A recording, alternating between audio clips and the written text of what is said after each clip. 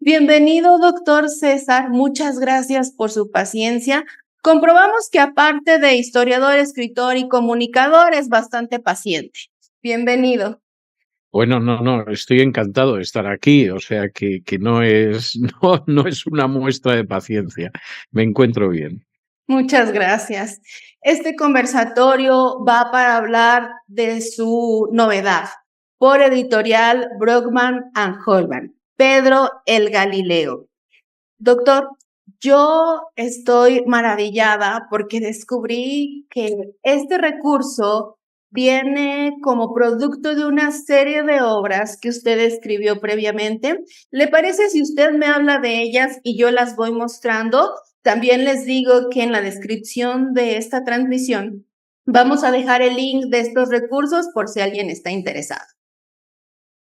Bien, vamos a ver. Pedro el Galileo es el cuarto libro de un conjunto de libros que pretenden cubrir históricamente lo que fue el cristianismo primitivo. El primero es Más que un rabino, que es una biografía, es la vida y los tiempos de Jesús el judío, porque lógicamente para estudiar el cristianismo primitivo tienes que empezar con Jesús y ese era el primer libro. El segundo libro es Apóstol para las Naciones, que es sobre la vida y los tiempos del apóstol Pablo, y que es un libro que obtuvo el premio Kregel al mejor libro de carácter espiritual del año 2022 en Estados Unidos. Es un libro que hace con Pablo lo mismo que Más que un rabino con la figura de Jesús. El tercer libro es Los primeros cristianos.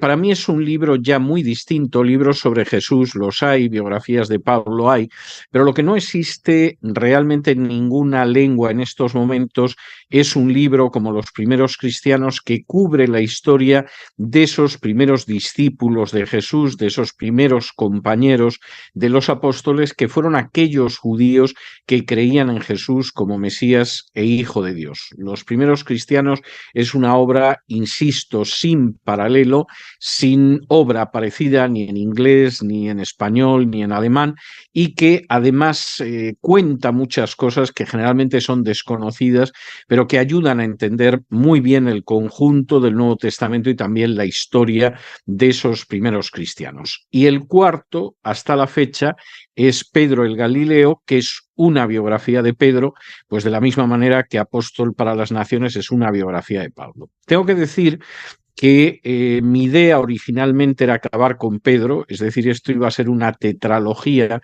pero cuando iba muy avanzado en Pedro el Galileo yo me di cuenta de que iba a quedar coja ese gran fresco histórico del cristianismo primitivo si no había un libro sobre Juan. Y de hecho, ahora mismo estoy trabajando en un libro sobre Juan, que se llamaría Juan, el discípulo amado, donde no solamente aparecería esa biografía de Juan, sino también unas referencias a ese evangelio absolutamente excepcional, que es el cuarto, a las cartas de Juan y también al libro de Apocalipsis y a lo que realmente significa el libro de Apocalipsis, que ya adelanto que no se parece mucho a algunas ideas de ciencia ficción que están muy popularizadas en relación con Apocalipsis. Ok, doctor, a mí me llama la atención que los libros pueden leerse de forma separada, pero también entre ellos hay cierta relación. Hablábamos hace un momento que se agradecen los libros bonitos. Pareciera un comentario superficial, pero me llama mucho la atención el arte de estos libros. En el libro, por ejemplo, de Pablo, hablábamos de que la portada es un Rembrandt. Sí, es Y muy en bonita, la muy hermosa. Se agradece ese detalle artístico, ese detalle histórico, porque es lo que usted lo caracteriza. Y así es como quiero comenzar esta conversación. Usted es historiador y se agradece mucho que podamos tener recursos escritos por historiadores sin ningún sesgo doctrinal, sin ningún sesgo por la tradición, sino que nos presenta estos personajes en su contexto histórico, social, económico, y a lo largo de este libro de casi 300 páginas vamos viendo a este hombre que nos describe que creció en la costa, que eso ya dice algo de su personalidad. Después habla de este contexto en el que él crece, en el que hay sectas, su misma vocación, su mismo oficio de pescador que sin duda agrega características a su personalidad, el llamamiento, los viajes, las experiencias que nos describen los evangelios, hasta tocar el punto de este pasaje de las llaves del reino. Y quiero aquí, antes de que nos comente, hacer un paréntesis. La bibliografía es muy interesante. Menciona, por ejemplo, a la Didache, los libros apócrifos, el Nuevo Testamento, Nestlé Aland, autores como F.F. Bruce, Karl Barth, Kuhlman. Entonces, se agradece que un historiador nos dé un perfil de estos personajes bíblicos desde la parte histórica, social, económica. Bueno, vamos a ver, mi área de expertise, por decirlo de alguna manera, como dirían aquí en Estados Unidos, fundamentalmente está relacionada con la historia. Es decir, incluso el área de comunicación en la que yo me muevo a diario, el trabajo con los textos bíblicos, etcétera, están muy relacionados con ese enfoque de tipo histórico. Yo no pretendo avanzar una agenda denominacional o sostener determinadas tradiciones eclesiales. Yo creo que por el contrario hay que conocer bien la historia para poder comprender los textos y seguramente a lo mejor tener que filtrar determinadas teologías o determinadas tradiciones que a lo mejor no se ajustan tanto a lo que realmente fue en la historia. En el caso de Pedro nos encontramos con un personaje muy interesante del que además las distintas fases de su vida las podemos reconstruir sobre la base de las fuentes históricas. Tenemos un primer Pedro, que es ese Pedro que es pescador, que vive en Galilea, que está muy identificado con Galilea, tanto que habla con acento galileo y cuando va siguiendo a Jesús, cuando lo han detenido, inmediatamente identifican que éste estaba con Jesús porque habla con ese acento galileo, un hombre de pueblo, en ese sentido que se podía reconocer, que en un momento determinado sigue a Juan el Bautista y que también viendo que Juan el Bautista identifica a Jesús con el Cordero de Dios, empieza a seguir a Jesús. Yo creo que ese sería un Pedro de una primera etapa preapostólica, si se quiere. Hay un Pedro de una segunda etapa, que es el Pedro que va desde dejar las redes y seguir a Jesús hasta la crucifixión de Jesús. Y ahí es un Pedro impetuoso, cálido, que sigue a Jesús, que lo ama, pero que siempre se queda corto espiritualmente en aquello que debería ser. Es el Pedro que efectivamente ve que Jesús es el Mesías y el Hijo de Dios, pero al mismo tiempo es el Pedro que cuando Jesús dice que ese Mesías va a morir, va a ser insultado, va a ser detenido, va a sufrir la profecía de Isaías 53 sobre el siervo Mesías, inmediatamente dice eso no puede ser. O sea, ese no es el Mesías que yo quiero, no es tampoco la carrera mesiánica que quiero para Jesús, y Jesús le tiene que decir, porque ves las cosas como los hombres y no como Dios, y de esa manera actúas como Satanás, es decir, como un opositor. Ese Pedro es el hombre que le dice a Jesús, pues dime que camine sobre las aguas y se lanza al agua, pero cuando ve de alguna manera la tempestad, la negrura de la noche, cómo se mueven las olas, empieza a hundirse y casi se ahoga. Es el Pedro que dice, yo no te voy a negar nunca, y niega 3 veces a Jesús la misma noche. Ese es un Pedro de una segunda parte de su vida que entra en una tercera parte cuando en un momento determinado desciende el Espíritu Santo, se convierte en uno de los pilares, en una de las columnas de la Iglesia de Jerusalén, junto a Juan y junto a Jacobo, Santiago, el hermano de Jesús, Y ese es el Pedro que no solamente en un momento determinado predica en Pentecostés, sino que junto con Juan se enfrenta con el Sanedrín y dice, bueno, vosotros matasteis a Jesús, pero Dios lo ha levantado entre los muertos, el único en el que hay salvación es en el nombre de Jesús. Es el Pedro que va a Samaria, es el Pedro que en un momento determinado, utilizando las llaves del reino, igual que en Pentecostés abre el reino a los judíos, de pronto también le abre el reino a los gentiles gracias a un centurión romano que se llamaba Cornelio. Y hay un Pedro final que a mí me parece muy interesante porque generalmente no nos detenemos en él. El otro Pedro, a través de los evangelios o del libro de los Hechos, bueno, más o menos nos resulta familiar, que es el Pedro de la última parte de su vida. El Pedro que ya se desconecta de esa comunidad de Jerusalén, que ya no es una de las columnas de Jerusalén, que es un Pedro que empieza a predicar en la diáspora, sobre todo en Asia Menor, que tiene partidarios, por ejemplo, en Corinto, aunque seguramente nunca estuvo en Corinto, y que es un personaje que acaba encarnando la misión que le otorga Jesús de ser pastor y que aparece en sus cartas. La primera carta de Pedro es una hermosísima carta que uno puede ver en griego, verdaderamente bellísima, con una inmensa sensibilidad de carácter pastoral. Es decir, Pedro es el personaje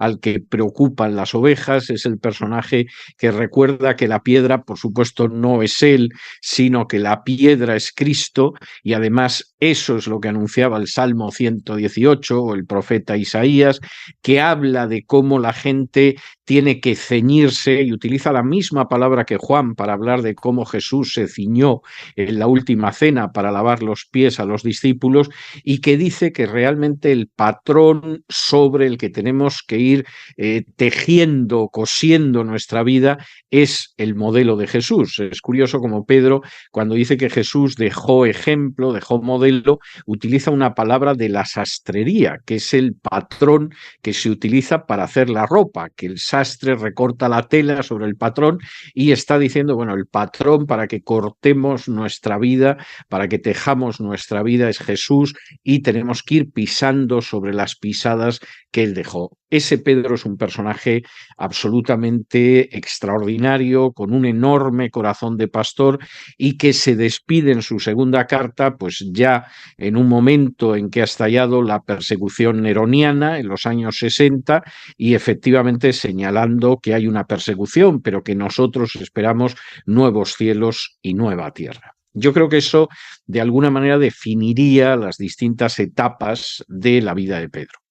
Y, por supuesto, el libro tiene que entrar en un tema que es ineludible por los mitos que luego se han construido sobre Pedro, y es sobre su relación con Roma, su relación como primer papa, su posición de piedra, etcétera, etcétera. No voy a entrar a desmenuzar aquí todo lo que cuenta el libro, pues sería imposible, Sí. pero sí puedo adelantar que efectivamente la idea de que Pedro es la piedra de Mateo 16-18 es un disparate desde el punto de vista lingüístico, porque Jesús diferencia entre ese Petros, literalmente sería la piedrecilla, y la Petra, es decir, la roca, que es el propio Jesús, porque Pedro además en Hechos 4, enfrentado con el Sanedrín, les dice claramente que la piedra no es él, sino que la piedra es Jesús y ha sido rechazada, como estaba profetizado en el Salmo 118, y porque Pedro en su primera carta, en el capítulo 2, vuelve a insistir en que esa piedra sobre la que se construye y se va levantando la iglesia, pues es Cristo, que es la piedra rechazada, como señalaba el Salmo 118, pero también esa piedra de contradicción de la que hablaba Isaías, que es el mismo Jehová encarnado. La piedra nunca puede ser un hombre ni va a tener sucesores, porque la piedra es Jehová encarnado en Jesús, y efectivamente sobre el cual se levanta la iglesia y se cumplen las profecías. Pedro tampoco tiene nada que ver con la fundación de la Iglesia de Roma, y esto es algo que se puede ver con claridad en el Nuevo Testamento. Pablo escribe a los romanos, en el último capítulo de su carta menciona multitud de personas, no hay la menor referencia a Pedro, porque Pedro no estuvo nunca en Roma. Pablo pasa años de cautividad en Roma, saluda de nombre, de parte de la gente que está en Roma, jamás menciona a Pedro. Pablo ha llegado cautivo a Roma, lo salen a recibir y no está Pedro. Pablo es juzgado finalmente otra vez en Roma y dice me han dejado solo y por supuesto no menciona a Pedro. Es decir, esa unión de la persona de Pedro con Roma es muy tardía, ya en un momento en que hay un interés de los obispos de Roma por colocarse en una situación de superioridad, pero eso aparece desmentido por el testimonio del Nuevo Testamento y en general por el testimonio del cristianismo primitivo. Yo menciono en el libro cómo incluso autores católicos pues hoy en día reconocen que efectivamente pensar que Pedro fundó la Comunidad de Roma, que presidió esa comunidad, etcétera, no tiene ninguna base histórica, son testimonios enormemente tardíos. Resumiendo, yo creo que el libro permite analizar el Pedro que aparece en la Biblia, permite también conocer qué pasó con Pedro, más allá de lo que podemos ver en los evangelios o en el libro de los Hechos, y sobre todo permite reconstruir el legado de Pedro, que es un legado fundamentalmente de carácter pastoral, no es un maestro original, no es un gran evangelista como por ejemplo Pablo, pero sí es una persona de grandísimo corazón de pastor. Fíjese que la impronta de este libro es justamente esta. Habrán muchas obras que exaltan la manera en la que los evangélicos hemos visto a Pablo. Creo que a Pedro. Nos referimos a Pedro siempre con la referencia de este hombre de doble ánimo, de carácter alebrestado. En tanto, los católicos apostólicos romanos lo tienen como, bueno, la piedra, ¿no? El fundador o el personaje en el que se puede constituir la Iglesia Católica. Este libro tiene la particularidad y la virtud de no pelear ninguna de estas posturas. Sin embargo, desde los datos históricos, solito el libro desmenuza cuál es la verdadera función de Pedro dentro del cuerpo de los apóstoles. Le da un lugar muy justo, sin necesidad de poner siquiera la postura doctrinal o el parecer de la comunidad evangélica. Defiende la labor de Pedro desde la historia. Por lo tanto, también me parece un libro que hasta para alguien que no es creyente le puede ayudar a definir cuál es el papel de Pedro dentro de la iglesia, sin posturas personales, repito, sin posturas permeadas por la tradición doctrinal, sino desde los datos históricos. Y sucede algo con el libro, y usted me desmentirá en caso de ser necesario. Usted ha escrito mucho sobre historia, sobre judaísmo, y yo veo que disfruta escribir novelas, porque veo que fluye mucho en las novelas. Yo veo un poquito de estas tres cosas en este libro, pero también hay algo que yo encuentro en este libro. Yo a través de este libro me reencuentro con Pedro porque lo veo como no lo había visto antes. Repito un poco la idea de hace un momento, no lo veo como este personaje de doble ánimo, alebrestado, que es como la referencia que tiene la comunidad evangélica. Tampoco le doy atributos mayores, como en el caso de la ICAR. Me reencuentro con Pedro gracias a su libro tan histórico y puedo entenderlo también de una forma justa en la que antes no lo había podido mirar, más cercano, más parecido a mí, con sus distintos tintes, con sus distintas facetas. Y ha sido realmente agradable conocer a Pedro desde la historia, pensando en cómo crece él, cómo piensa él, por qué actúa como actúa, por qué ese carácter. La verdad ha sido muy agradable a través de la historia, el toque judío, y el toque de novela, reencontrarse con Pedro y verlo como antes no lo había podido ver. Gracias por eso, doctor. Bueno, yo tengo la sensación, la creencia desde hace décadas, porque mi trabajo como historiador ya va acumulando décadas. Uno llega viejo, que seguramente no es lo que más le gustaría, pero es la realidad, y de pronto vuelves la vista atrás y te das cuenta de que has ido acumulando décadas de trabajo como historiador. Y yo personalmente estoy convencido de que el trabajo del historiador es reconstruir de la manera más fidedigna, más exacta y más justa posible lo que es un determinado periodo histórico. O sea, esa es la labor del historiador. El historiador no tiene que dedicarse a doctrinar, el historiador no tiene que dedicarse a defender un relato político, etcétera, etcétera. Es verdad que muchos lo hacen, pero bueno, también hay banqueros que se marchan con el dinero a las Bahamas, pero no es lo que tienen que hacer, ¿no? Entonces, el historiador lo que tiene que hacer es reconstruir.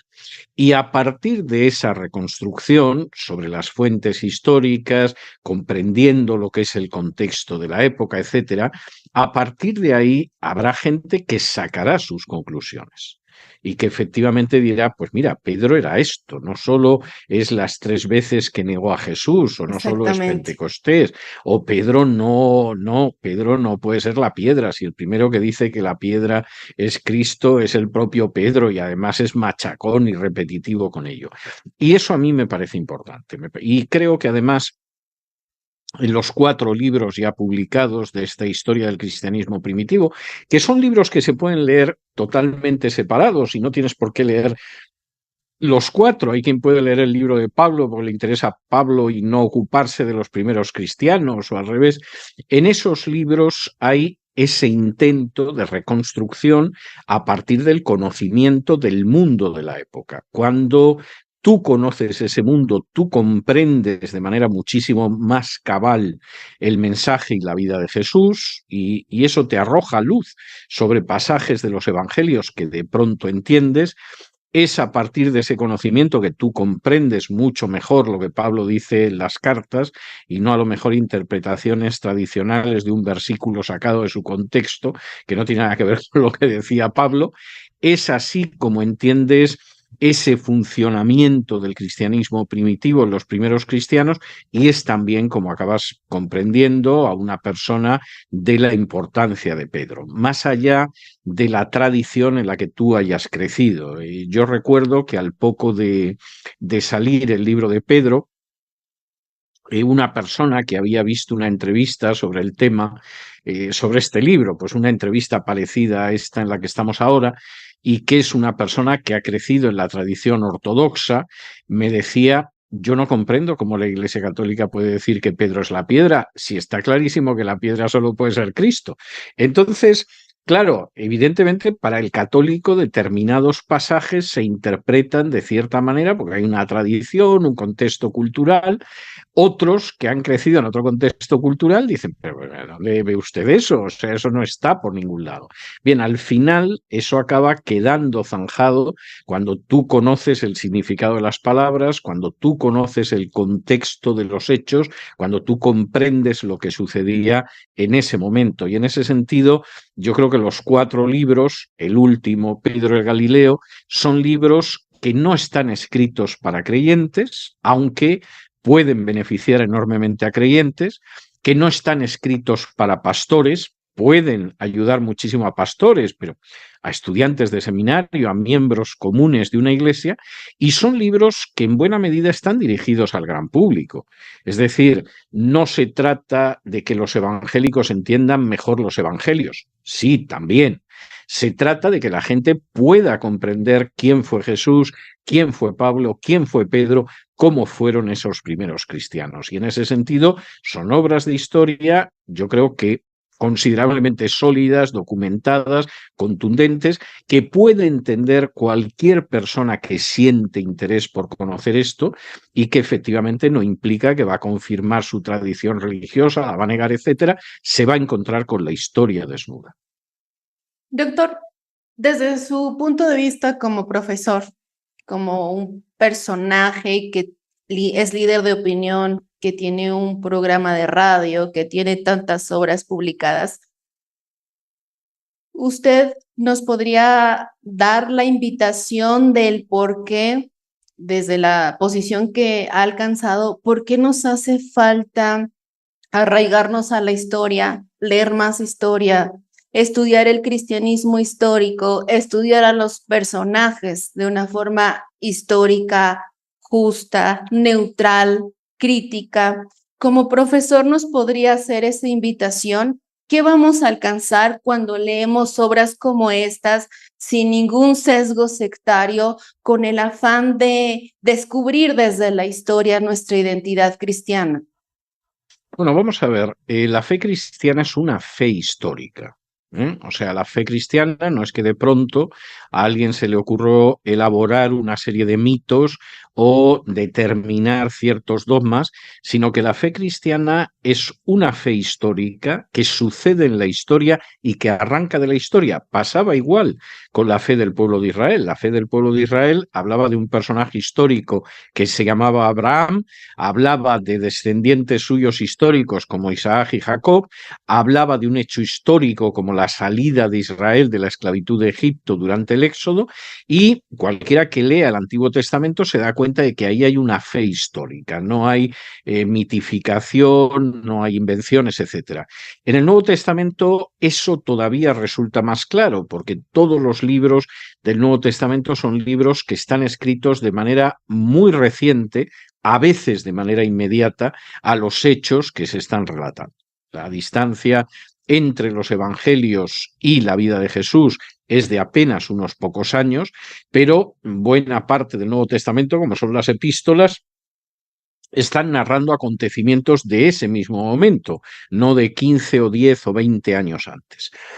Y en ese sentido hay una fe histórica. Jesús resucitó históricamente. Esto no es un mito como los 12 trabajos de Hércules, por ejemplo. Pablo vio a ese Jesús en el camino de Damasco. No es que Pablo pues estaba en una celda y empezó a elucubrar y a pensar y se le ocurrieron cosas muy interesantes, sino que tuvo esa experiencia de ese tipo. Pedro puede hacer referencia a cómo lo conocimos, cómo lo vimos, cómo lo seguimos. Juan habla de aquello que hemos visto, que hemos palpado, que nuestras manos han tocado. Estamos hablando de la historia. Y eso hace que efectivamente cualquier persona que se acerca a la historia recibe una enorme luz de lo que aparece en los evangelios, de lo que aparece en el resto del Nuevo Testamento. Voy a poner un ejemplo nada más y creo que la gente lo puede entender. Nosotros llegamos a Lucas, al capítulo 4, capítulo 3, cuando empieza a hablar del ministerio de Juan el Bautista. Y entonces Lucas, que es un gran historiador helénico, de pronto, antes de hablar de que Juan el Bautista empezó a predicar en el desierto, dice, bueno, esto fue en el año tal del emperador Tiberio, en el año cual de Poncio Pilato, cuando estaba una serie de reyezuelos en la zona, y además cuando eran sumos sacerdotes Anás y Caifás. Y alguno diría, bueno, esto es porque Lucas es un pedante, quiere dar aquí la sensación de que sabe mucho. No, Lucas nos está diciendo cosas tremendas. Cuando Juan sale a predicar, y aproximadamente 6 meses después Jesús va a empezar a predicar, el amo del mundo era un personaje que se llamaba Tiberio, que en ese momento ya no le interesaban las mujeres, no le interesaban ya los hombres, que hubo una época en que le interesaron sexualmente, y en esa época vivía retirado en su casona de Capri, y lo que le interesaba era abusar de niños. Así es. De manera que, primera noticia, el amo del mundo era un abusador de niños a los que llamaba sus pececillos. ¿Quién representaba al amo del mundo, que era un abusador de niños? Pues un personaje que se llamaba Poncio Pilato y que para cobrar impuestos como le convenía a Roma y que no se moviera mucho la gente en la calle, ocasionalmente organizaba operaciones de falsa bandera, de provocación, y como dice Lucas 13, de pronto los hombres de Pilato, disfrazados, empezaban a dar cuchilladas, mezclaban la sangre de esa gente que había bajado a Jerusalén con la sangre de los sacrificios y tenía a la gente tranquila y sin atreverse a salir a la calle durante meses. ¿Quiénes venían a continuación? ¿Cómo eran los gobernantes locales? Bueno, los gobernantes locales ya no eran un solo Herodes, que era malvado pero inteligente. Eran los descendientes de Herodes que eran tan malvados como Herodes, pero además estúpidos, hasta tal punto que Roma tuvo que dividir en 4 el reino de Herodes porque ninguno de los hijos era capaz. Y uno diría, bueno, pero entonces por lo menos habría un consuelo espiritual en Israel, las autoridades del templo. Y Lucas dice, eran sumos sacerdotes Anás y Caifás. Y el que no conoce la historia diría, Lucas, te estás equivocando, solo había un sumo sacerdote, y era Caifás. Y no, el dato que está dando Lucas es tremendo. No, había 2 sumos sacerdotes. El que era oficialmente sumo sacerdote y Anás, que siempre era el verdadero sumo sacerdote y que movía los hilos de la marioneta. Y por supuesto, Caifás era el sumo sacerdote, pero el sumo sacerdote real era Anás. Y después de que Lucas ha dicho esto, el amo del mundo es un abusador repugnante de niños, su representante es un personaje que derrama sangre para que no le molesten en las calles, los gobernantes locales son corruptos pero además estúpidos, y las autoridades del templo efectivamente han convertido una casa de oración en cueva de ladrones. En ese mundo empezó a predicar Juan, precediendo a Jesús el Mesías. Bien, pues cuando uno conoce esto, y estamos citando un ejemplo pequeñito, no cabe la menor duda de que la comprensión que tenemos de la Biblia es muchísimo mayor que cuando desconocemos eso. Sí, con un ejemplo como el que acaba de dar, cuando le añade la parte histórica, recobra mucho sentido, trae frescura un texto que probablemente hemos leído toda la vida, Sí. pero la reencontramos distinto con estas bases históricas de las que estamos hablando en esta conversación, a las que estamos invitando a acudir en esta tarde a través de estas obras publicadas por la editorial Brockman and Holtman y particularmente de Pedro el Galileo. Por último, doctor, a mí me gustaría mucho que nos diera un adelanto de la quinta y última obra que cerraría este serial. ¿De qué podría tratar? Usted mencionaba que va a dejar a un lado la parte mitológica del Apocalipsis. Me gustaría que nos diera un adelanto, Bueno, si es posible. el Apocalipsis no tiene una parte mitológica, pero hay gente que escribe mitología sobre el Que Apocalipsis, no es que su es algo caso. distinto, no es mi caso, y además mitologías que son muy recientes en el tiempo. Es decir, se piensan que esas interpretaciones del Apocalipsis tienen siglos y esas son interpretaciones que aparecieron en el siglo XIX y que han seguido repitiéndose y no por eso son más veraces. El último libro es un libro que seguramente se titulará El discípulo amado, y que estará centrado en la figura de Juan. Juan es un personaje extraordinariamente interesante por el que pasamos muchas veces sin detenernos. Y aparte de la biografía de Juan, que es el apóstol que vivió más tiempo, llegó holgadamente al final del siglo I, hay un análisis de su evangelio que es un evangelio muy especial y generalmente eso es algo que también se nos escapa, pero es un evangelio tremendamente especial, es un evangelio donde continuamente habla de las señales que hacía Jesús, pero él escoge solo 7, más la resurrección de Jesús para hablar de señales. Es un evangelio donde los discursos están muy bien entrelazados, donde hay un conocimiento de Galilea y de Jerusalén que ha permitido incluso realizar descubrimientos arqueológicos en el siglo XX. Y también es un libro donde la idea es entrar en sus cartas, demostrar el mundo del cristianismo primitivo que había alrededor de esas cartas y, por supuesto, entrar en el Apocalipsis, que lejos de ser esa especie de libro de ciencia ficción que le gusta a algunas personas exponer, es un libro enormemente práctico que se está refiriendo a realidades del siglo I que tienen muchísimo que enseñarnos hoy en día, ¿no? Y en este sentido, yo creo que va a ser un colofón dorado para lo que han sido estos 4 libros anteriores. Ese sería el quinto y último de esa pentalogía sobre el cristianismo primitivo. Muchísimas gracias. De verdad que es motivante reencontrarnos con los personajes, lo vuelvo a repetir, porque da frescura a la relación con Dios, a la relación con la iglesia, a la relación con estos personajes. Y se agradecen estos recursos que nos permiten ser objetivos en cuanto a nuestras resoluciones doctrinales. Gracias por esta conversación, doctor. Vamos a dejar la descripción de estos recursos para que ustedes puedan conocer más. Por supuesto que en librerías Maranatha van a encontrarlos, en las sucursales, en absolutamente todas está esta novedad de Pedro el Galileo. Muchas gracias, de verdad, por su paciencia, por ser No, ha sido un placer, ¿no? No he tenido que ser paciente. por ser tan agradable, de verdad, gracias, muchísimas gracias por su tiempo y por darnos una perspectiva distinta y una motivación a poder encontrarnos con estos personajes a través de la historia. Gracias por habernos acompañado, muchísimas gracias a aquellos que estaban a la expectativa el día de ayer, pero bueno, se pudo cumplir. Gracias, doctor César. Esperamos verle pronto por aquí. ¿Cómo no? ¿Cómo no? Muchísimas gracias y que Dios los bendiga. Igualmente.